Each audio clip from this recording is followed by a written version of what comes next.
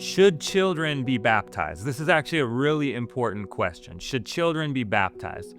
At Nova Church, we practice what is often called believer's baptism, and that simply means that baptism follows a personal decision to follow Jesus.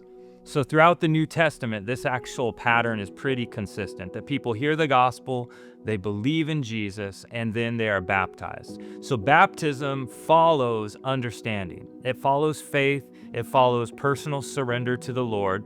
So when it comes to children, we simply have to ask a question: has this child personally decided to follow Jesus? Not just have they grown up in a Christian home or a Christian family, not have they attended church, not have they repeated something that someone else taught them or said, but have they understood the gospel and made that decision to follow Jesus for themselves? Because baptism isn't about age, it's about understanding. And when a child understands sin, when a child understands grace, when they understand who Jesus is and they genuinely decide to follow him, then baptism is completely appropriate.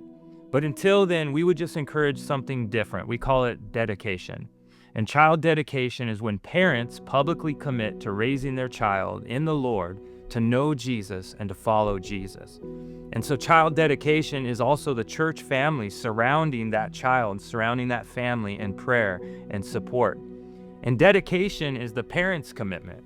Baptism is the person's commitment. And that's an important difference, because baptism is an outward expression and public expression of the inward decision to follow Jesus.